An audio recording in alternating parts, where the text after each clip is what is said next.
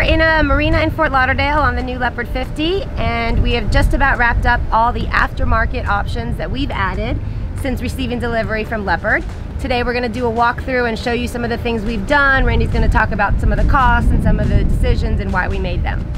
This has been a long anticipated episode for a lot of you, and we're really excited to bring it to you. Also, I want to talk about the cost. A lot of you had sticker shock when we filmed that last video outfitting our Leopard 48. And what I want you to know is we're paying an outfitter to buy the equipment and do all the installation. We don't have time to do it yourself, but many of you might be able to do that and save cost. But anyway, let's get into it. The first thing is we ordered the 4-cabin version, and then we ordered the utility room option, which actually deletes 1 cabin. So ours is actually a 3-cabin Leopard 50 with utility room. In the main salon, there's not a lot of changes that you make from the standard Leopard interior. One that Lenny mentioned on a previous video was we installed these great blinds from Poseidon.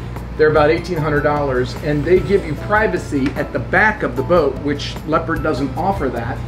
Most catamaran manufacturers don't. And then at night, anybody walking down the dock could look in on the boat. So this gives us complete privacy. The other thing that Leopard offers that they sold us is complete set of window treatments on every window going around the front 3 sides of the boat. And these are great and invaluable. And at nighttime, of course, you're in the fishbowl effect, so we usually close the blinds at night. Now, some of the things that we added later, for instance, we had this cabinet made by Just Catamarans to enclose our wine fridge. And they're able to make it out of the same materials that Leopard offers, so that's a cool feature. Then if you look over here, the standard nav station that Leopard gives you is right here, about this wide, and this is here, and then they give you a little pedestal stool. What we did was we built the nav station all the way around. It gave us the additional shelf space, and it gave us room for additional electronics. So we've got a really proper nav station, and everything is removable so you can get behind it and work on all this equipment. And then finally, we built a double wide bench seat here, which has storage underneath it. And when we're on passage, Lenny and I can sit together here. We can do our night shifts here, but it's just a really nice upgrade what we did. And Just Catamarans did all this for us, and it was great work. Now I want to show you the utility room. So this is normally a stateroom with an attached head right here.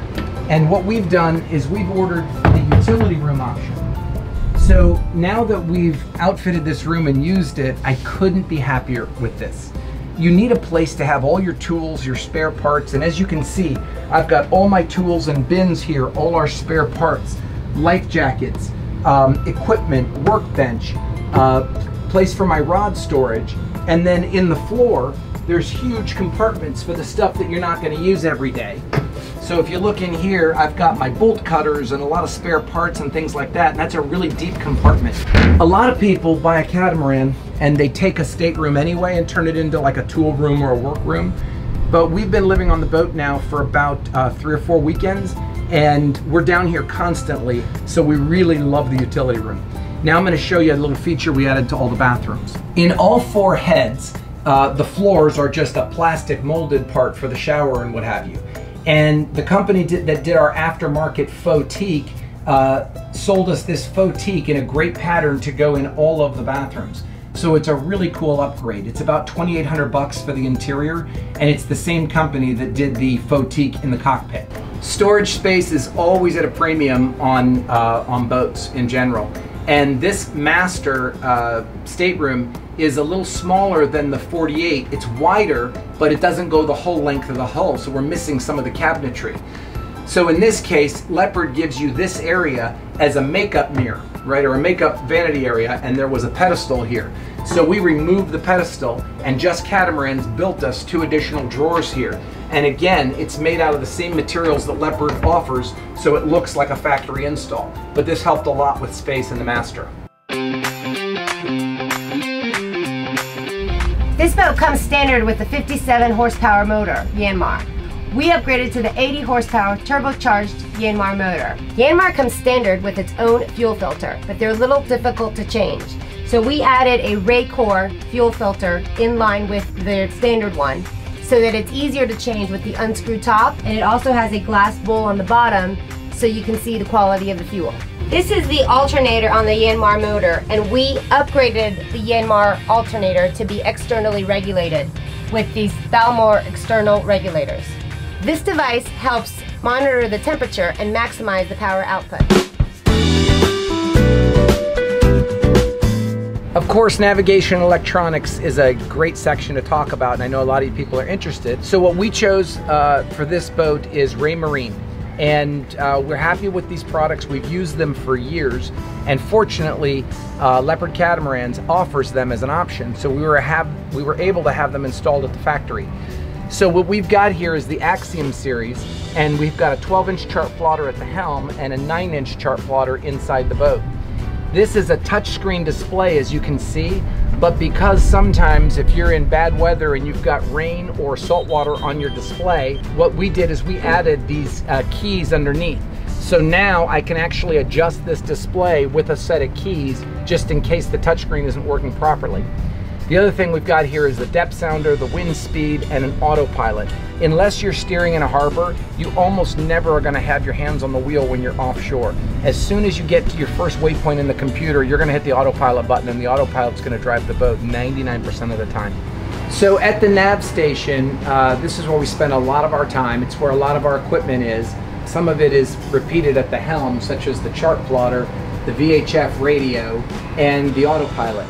So I can be down here and I can be navigating using the radar and the autopilot from inside the boat. So it's really cool. The other thing we added, because this is such a big boat and there's blind spots, is we have a forward-facing camera and an aft-facing camera. And they're both displayed here like you can see on this video. So when I'm pulling up to a harbor and docking, I can split the screen and have a forward and aft-facing camera, which helps me with my visibility. Leopard gives you a VHF and wiring up the mast, but their wiring is a little small and we had problems with it before. So Just Catamarans replaced the wiring in the mast with the best quality that we could get and put a new antenna at the top of the mast. So my VHF radio should have the most range, and that's the same antenna and cable that your AIS information comes in, so you really need quality. On this boat, for the stereo system, we went with the Fusion system. It's a very expensive stereo system. It's about $9,000 all in, including all the equipment and installation. And we set the boat up in 3 zones. So we've got 2 speakers in the forward cockpit, we have 4 in the rear cockpit, and then we have 4 in the salon with a subwoofer. And the great thing about this system is we have remotes everywhere, and they're all hardwired, so you're not depending on any RF frequencies or whatever. And so far the stereo is working great. So as most of you know, Randy and I are still working, so we have to be able to have communications as far as email and phone wherever we are. Just like the last boat, we have the KVH system. This one is the V3 HTS, which is an upgraded version of the one we had on the other boat. It gives us a little bit more coverage and faster speeds. So it requires that you have a base inside as well as the dome outside. You'll see that we have 2 domes. They both say KVH, but actually in the other second dome, what we have is a Certus system. The Certus system, the reason we went with it is because the plan is to head towards the Pacific in this boat. So the Certus system has satellites globally, and they can provide the coverage in that section of the Pacific where KVH does not. So we actually have 2 systems for communications so that we have a backup on either one. When we are cruising near a coast, we also have another system, which is the Rogue Wave. And what the Rogue Wave does is it has a cellular system and it boosts the Wi-Fi. So if we are near somewhere with Wi-Fi or cellular LTE, Rogue Wave will boost that signal and bring it into the boat, and again, we could broadcast the signal for surfing on the boat or talking on the LTE. We also have an SSB single sideband radio installed in this boat, which we did not have on the other boat. This is an old technology. It used to be the only way to communicate on the water boat to boat. Most boats don't have this. The reason we have it is because we intend to join the ARC Rally, and they require it. So a lot of rallies require that you have an SSB, and that is to do a radio net, and it's just the safest way of communication. We have it, it's very complicated, and we don't know how to use it yet, so that's on our list of getting a tutorial on how to use SSB. One of the reasons most boats don't have an SSB is it requires a very large external antenna, which is very ugly. I was very concerned of how that was going to look on this boat. but just Catamarans came out with a creative solution to that. You can see that the wire's coming out of the hole here, and what they've done is they've actually run the antenna in this line that looks like a simple halyard. It goes all the way up, and we can change the length as needed, but this is where the antenna is, so you don't even know it's here. So the next section is electrical, and this is a big one. And I could probably make an entire video about electrical, so I would appreciate it if you would email me your additional questions that I know you're gonna have, for those of you that are interested. So a boat like this has 2 electrical systems, right? Actually 3. One you can plug into shore power when you're in a marina and then feed electricity to your boat.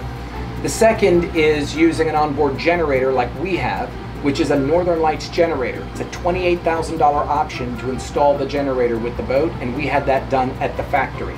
And then the third thing for energy is your batteries. And as you know, I had the lithium batteries installed on the 48, and I was absolutely thrilled with them. So on this boat, we have 5 300 amp lithium batteries. That's 1,500 amps of lithium, which is massive. And the great thing about lithium is, as the batteries are being depleted, you don't lose power, or voltage in this case. In order to use that electrical energy from the batteries for all your onboard devices, including outlets and blow dryers and washer and dryers, blow dryers and washer and dryers, blow dryers and washer and dryers, you have to have inverters. And this is our first inverter, which is a Victron 5,000 watt 230 volt inverter, and this runs a lot of our heavy duty equipment like our chiller air conditioning unit and things like that. Then we have 2 more inverters here, which are each 3,000 watt, and these are Victron Phoenix inverters. So I have 6,000 watts of 110 voltage, and I have 5,000 watts of 230 voltage. This might be the first boat with 11,000 watts of inverting power that I've ever heard of, but it's basically because we have it set up with the 2 different voltages. Also in here are my solar controllers, because I charge my batteries also through solar. And this boat has 2,000 watts of solar. So now we've got a big solar rack on the back of the boat on top of the dinghy, and then 4 walk-on panels on the bow of the boat. So between the solar and then using the engines when there's no wind, or using the generator at night to charge the batteries or what have you, there's no shortage of ability to charge the batteries, and there's no shortage of equipment that's constantly draining the batteries. So this is a heavy electrical boat. Our next section is lighting, and we have a very similar package of the extra lighting on this boat than we did on the 48, all through just catamarans. So we have blue and white Lumitech lights on the spreaders of the boat, which can be white or blue, and those just do really great light at night, and they light up the whole mast. We also have the lights on the sugar scoops, which we've had on the 48 as well, that go down the stairs to the platforms on each hull. And those are just really good looking lights, and they're helpful for getting on the boat at night. They light up the steps. In addition, we have underwater lights that are blue. We have 4, 2 on each hull, and those are just great to light up the water at night and see the sea life. On the interior, it's very important when we're running the boat at night to keep your visibility. So we have to run custom red lights inside the boat. This time we did one here in the salon, and we also did one down in our master stateroom. So when you get up at night, you just turn on the red lights, and that way you don't lose your night vision when you go on shift. We also, at the top of the mast, added the Signalmate tricolor light, which is very important for navigation at night on a sailboat, because you want your navigation lights up high, so that if the boat's going in and out of waves, people can still see your red and green and know what direction you're going in. So that's a pretty standard option for a cruising vessel like ours. So the next section we're going to talk about is plumbing. And we added our new scuba compressor in the plumbing section. I don't know why, but it seemed to fit. Didn't fit in any other sections. And we missed having this on our previous boat. And as you know, Lenny and I like to do a lot of diving. And this can fill our dive tanks in about an hour and a half. So the scuba compressor has a hose that goes from the front of the boat to the back of the boat with the regulator and valve. So when we dive, we can just take our empty dive bottles and put them back in the handy rack, and then put our cap on here, turn on the scuba compressor, and fill all 4 tanks right from here. So next in the plumbing section is the barbecue grill. And if you're wondering what that has to do with plumbing, It's because we had to plumb the LP line to get to it, and that wasn't easy. So this is a Magma grill. You can get them at West Marine, and this is the Catalina 2 model. It's the same one we had on our previous Leopard 48, and the trick was getting this gas line plumbed from the gas bottle box. This boat has 4 heads on it. That's 4 toilets. So I don't even carry spare parts for toilets because I figure I got plenty. But when you're offshore, you don't need to run fresh water through your toilets. You can run salt water because it doesn't smell and it's really great. So what we had Just Catamarans do locally is they installed a switch here in this compartment where I can flip a valve and push a switch, and then when you're flushing the toilet, it'll be using seawater from the bottom. And what this does is save several gallons a day of water from using fresh water out of the tanks. The next item is really important in plumbing, and that is a freshwater filter. Although we use the water maker to make most of our water, which is really pure, a lot of times you'll be filling your tanks from ports and marinas. And so we put a freshwater filter, as you can see right there, and it's a pretty industrial size. And all the water that comes through this sink faucet and through the ice maker is filtered water. So that freshwater filter feeds the ice maker, which we had located right here, great central part of the boat. And this is a 110 volt ice maker. It's about a $2,000 option. We had Just Catamarans do it. And you can buy one from the factory, but they offer a 12 volt ice maker. And those don't make ice at near the speed of a 110 volt ice maker. So the water maker, which is arguably the most important device on board because it's what gives you the freedom from marinas, is a Spectra Newport 1000. It's about a $22,000 option installed. Just Catamarans handled it for us. And it's the same exact water maker we had on the 48, and you know how much I loved that water maker, and it worked great. This water maker in this boat is installed in a much more convenient location for me. In the other boat, it was down on the floor in an aft stateroom. In this boat, it's in my utility room.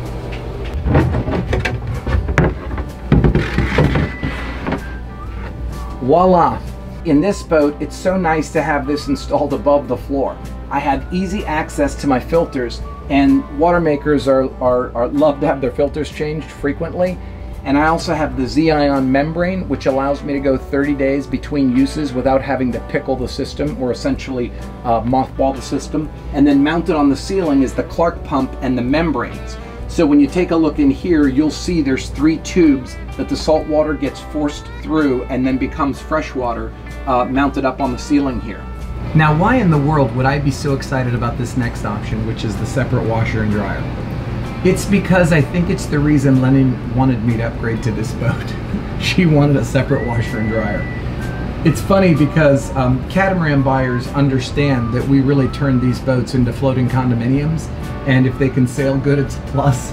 But this is really a crazy luxury, and it's really great when you're living aboard for months at a time to have great laundry services. So this is the washer, and Leopard actually gives it to you in this location. But because we ordered the utility room option that we talked about earlier, we actually moved where they had located the washer and dryer to this location, which gave us room to put the dryer. And what's cool about this dryer is it is a vented dryer. So just like at home, there's a 4-inch vent that goes up through the deck and to a vent cap that you can unscrew and allow the hot, humid air to escape and close dry faster that way. So now we're going to talk about the deck and hull options that we ordered, some from Leopard directly and some that we bought from Just Catamarans.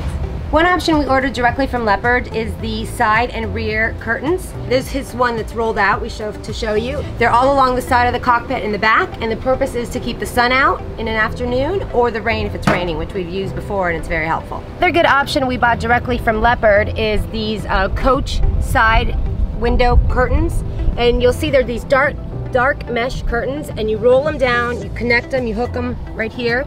So they're covering the whole side window, and it's really great for keeping the sun out of the interior of the boat. It keeps the boat cooler. This boat didn't come standard with a rub rail, but we felt it's important because we want to protect the gel coat when we're docking up against pilings. So this was a $5,000 option Just Catamarans did for us, and it came out beautiful. On this boat, we bought the outside cushions from Leopard directly. The last boat we did aftermarket, but they offered these new options for these cushions, which are really great. We're really excited about them. They're very durable, and they did all of the cockpit. We also did the front cockpit and a little lounge area in the front. So we were very excited about these cushions that we got direct from Leopard. You might find this hard to believe, but one of the options that's the most valuable to us and was one of the least expensive options direct from Leopard is our tank holders for our dive tanks here. They're stainless steel and they were only $700 direct from the factory. Randy and I priced getting these built locally after the market, and we couldn't even touch the price of the $700, which is for both sets, so a total of 4. It's such a great value and it's a great option. We mentioned this before, but the helm seat designed for the 50, in our opinion, was not as nice as the 48. It was just a little bit smaller, a little bit tighter. So we had just Catamaran to completely retrofit it for us. So what we have now is actually, it's wider. They had to redo all the frames. They had to redo the fiberglass seat. We made the seat longer this way and deeper. And so we can now fit 3 people up there, which is what we like to do, and have a lot more comfortable room for that. One of our most important options is our helm enclosure that will encompass this entire helm. It's very important because it keeps the weather out, it keeps the rain and the sun, and we actually run a curtain all the way down so that we're nice and enclosed when we're driving. As most of you know, I do all the anchoring, so the anchor and anchor chain is super important to me. This time, Randy wanted to do an upgraded chain. It's called a Maggi chain. It's Italian and it's very lightweight and it's very strong. We upgraded to 275 feet of chain. Randy and I are very big fans of the rope net anchor. We've had them on all our last boats. This one is the biggest one we've ever had. It's a 121-pound anchor. It's significantly bigger than the one we had on the 48, and at $800, it's a deal. This is, to me, one of the most important pieces of equipment we have on this boat. In order to properly fly a Code Zero, which is a big sort of downwind light air reaching sail, we had it on the Leopard 48 if you remember, you have to add a bowsprit. This option is about a $12,000 option, including the cost of the Code Zero sail and all of the rigging associated with it. It's a great feature, and if you're gonna do extended cruising on a boat like this, you need a light air sail. So along with the sails, besides the Code Zero, we have 2 downwind sails, which is like a 180-degree downwind sail, and that is we have our asymmetric spinnaker that we had on our Leopard 48, and on this boat we upgraded and bought a parasailer. Now a parasailer is a unique sail that has a wing built into it that helps lift the sail and allow gusts of wind to blow through it. Parasailer for this boat is a $15,000 sail. Very high tech, it's made in Germany, and we've never sailed it yet, but we'll be sure to get you some great footage of that as soon as we do. Leopard gives you a boat that's ready to sail, but with our experience, we knew we wanted to upgrade all of the running rigging on the boat. So we've removed all the halyards, jib sheets, topping lift, you name it, and we've bought upgraded lines and sheets and halyards in order to get better performance for longer distance cruising. And so one of the other cool things we did is we added a furling system to our Code Zero. So instead of having to stand at the bow of the boat and launch a Code Zero, which rolls out similar to the jib, we installed this roller system that goes all the way back to the helm. So if you see where these lines come down and then up inside through the hardtop of the boat, and then they go back to the helm. So here's that furling system for the Code Zero I mentioned. It comes back to 2 jam cleats here at the helm, and that's a really cool feature. I mentioned that we've changed all of the sheets and everything to Dyneema. I also wanted to pick cool colors, so I've got grays and purples. Anyway, the other thing that we added was 4 extra jam cleats right here at the helm. And this way, when we're flying the Code Zero or the spinnakers, we can jam the sheets or the 4 guys that hold the sail in place. So we've really upgraded the sailing cockpit to be able to, with just the 2 of us, handle all of these sails and all of this gear on a big boat like this. Our mainsail has a really cool feature, and that is the Carver gaff hook. It's available through Leopard, and what that is this device right here. And this is a unique way to raise the main when you have a square top, because what happens is this little loop at the top of the mainsail will ride forward as the halyard goes up and fall onto this hook. and then that hook is what's going to lift the sail to the top. It's an ingenious device. It's only a couple of years old, and we're excited to have it on this boat because it makes handling the square top mainsail more user-friendly. And the last thing we've done with our mainsail is we've had it taken down and added a third reef. Reef points are the things that allow you to lower the sail and secure them at a new position to make the sail smaller as the wind gets heavier.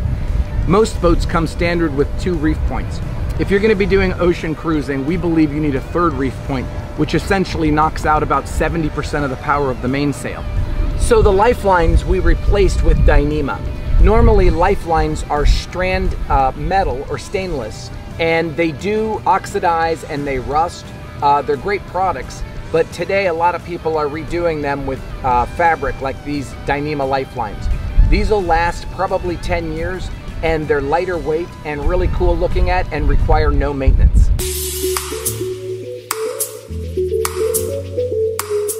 The teak floor we did aftermarket with a company called Specialty Marine Products in Fort Lauderdale. This is a plastique product, and it's their new extra wide plank, which we really liked that look. It looks great, and it warms the look of the boat so that it's not just a white cockpit floor like a standard. We also did it on the front cockpit as well. Same as the 48, we upgraded our propellers to be the Max Prop 4-bladed feathering prop. It's an $8,500 option. We actually bought them here and we shipped them to Cape Town, and Leopard installed them for us. Our dinghy is one of our most exciting accessories to the boat because it's our taxi. It takes us to shore and we do all of our exploring on it. So this time we got a little bit bigger high field than we did last time. It's a high field 3.6 with a 25 horsepower motor. And so far it's been great. We still have our bimini cover on it, and it's a little bit wider, a little bit bigger, and it's just running really well for us. So we're excited to adventure on it. We upgraded all the mattresses in this boat, just like we did the last boat. We want our guests to have nice mattresses, and ours of course. So these are all upgraded mattresses with Handcraft Mattress Company here in Fort Lauderdale.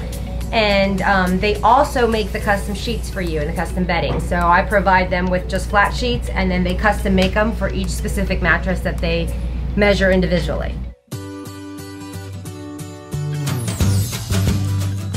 I know we covered some of this next section of safety in our Safety at Sea video. We hope you enjoyed that. I wanted to show you a couple of the items that we have on board for safety now. So the first one is the life sling. This is ubiquitous on sailboats these days. And what this is simply a harness that gets thrown into the water with a long tether so that you can circle a man overboard, and once the harness comes to them, they can put it around themselves and you can drag them, hoist them, or bring them to the back of the boat. The next thing, which is a little more rare, is the mom buoy. And this is manufactured by Switlick, and what you have in here is a device that when you pull this pin, a big flotation canopy drops into the water and it inflates automatically. And it's got strobe lights, it's got a flag, it's got a pylon that sticks up 6 feet in the air. So the theory here is as soon as somebody goes overboard, somebody comes and pulls this, and it drops kind of a safety identifiable marker so that your man overboard can swim to it, and as you're going back to find them, you'll have an easier time being able to locate this rather than just a head bobbing in the water. The next thing, of course, is the horseshoe buoy. Most boats have this. But what's so important about this inexpensive little device is that when somebody goes overboard, you want to throw everything in the water to help them float in case they're not wearing their vest, or to mark the spot where they went overboard. So on this boat, you would throw this buoy, which gives the person flotation. It also has a strobe light on it, so if it's nighttime, that'll be automatically activated. So you want to get this in the water along with the mom buoy at the same time. Of course, no offshore cruising boat should be without a life raft. And on Happy Together, we've got a Viking 8-man life raft in this compartment. Now this raft is an offshore model, which means once deployed, it'll hold 8 people, and it's got survival rations, medical kits, etc. For living on board for a period of time. You can outfit rafts with other special equipment, and this one came standard from the factory, and it has everything that we need and meets the regulations for the ARC rally or other cruising rallies. The next item is the EPIRB. No boat that goes offshore or coastal for that matter should be without one. And this is the device that in an emergency will send a signal and your GPS coordinates to rescue providers worldwide. We have an EPIRB for the boat, and then we also have one in the dinghy that we keep under the helm seat in case we're ever swept out to sea in the dinghy somewhere and we need to get rescued. The next safety item is, of course, your life vest. And we have 10 of these that are automatic inflating on Happy Together. 4 of them are the spin lock deck vest. These are the most comfortable, and they have the offshore spray hood like you saw in our Safety at Sea video, along with a marker and a light. Also, we outfitted our vests with these MOB ones. These are personal locator EPIRBs, so that when the vest explodes with air, it sets this off and it releases an antenna. It does 2 things. It alerts the satellites in the sky for the rescue center, and it also alerts the boat and you show up on the chart plotter. Each of our vests includes a harness, and at night especially, offshore, we always are tethered in. The boat also has jack lines. We've showed these before on the 48, but they go from the bow of the boat to the stern of the boat and from the helm inside. So when Lenny and I are on passage and she's at the helm, I know she's clipped into the boat. Even if she's gonna come inside and use the bathroom, she's never untethered from the boat. We have an ACR ditch kit. And inside your ditch bag, this would be what you'd be taking with you to exit the boat. You'd be getting into your life raft or getting into another, into the dinghy or some other boat. But inside here, you'll have food, water, medical supplies, everything you would need when you're exiting the boat, which hopefully you'll never have to do. The ACR ditch kit, you can buy them fully outfitted or you can outfit them yourself, which we have done. The last safety item we want to talk about on Happy Together is one of the ones Lenny and I find the most important, and we're shocked to find that most boats do not have an alarm system. And I'm not just talking about an alarm system to protect the boat from robbers or vandals when you're away from it. I'm talking about an alarm system to protect you when you're on the boat. Anybody who's been boarded and had a problem, they all talk about having noisemakers or some sort of deterrent system. So what we have on Happy Together is the GHOST system, G-O-S-T. And what I've got is I've got zones in the boat, just like you would at home on an alarm system. I've got a trigger for the front door, for the back door, and most importantly, I have 2 exterior beam sensors. So if somebody steps on the boat in the middle of the night off the back, as soon as they step up the first step and they break the beam, I have a strobe light that goes off and a 150 decibel alarm. Those of you who have followed our video channel know that that alarm went off 3 times in the entire 12,000 miles and 3.5 years that we were cruising Happy Together. Could it have been a bird or rain? Yes, it could have. Or it could have been somebody trying to climb up on our boat. But once that thing goes off, you have to hold your ears because the siren's so loud. And whenever we've gotten up on deck and prepared ourselves and looked out the window, nobody's been there. It really helps you sleep at night, and I can't imagine cruising without an alarm system. So that's it. Those are all the options we added to the Leopard 50, and I'm sure a lot of you will have still more questions for Randy. Oh yeah, you're gonna have questions for me. We were excited to make this video for you. We had a lot of comments from people waiting for this, and we could do a deep dive on any subject that you're more interested in. I can email you my options list if you want to see that with pricing. But we hope you enjoyed it, and now we're getting ready to start cruising. When's our first trip? Yes, in 2 weeks. We'll be finally headed to the Bahamas. We're very excited. Yeah, that'll be our first time that we can actually cruise this thing. We've been boatless for 7 months. It's crazy. Thanks for watching. Thanks for watching.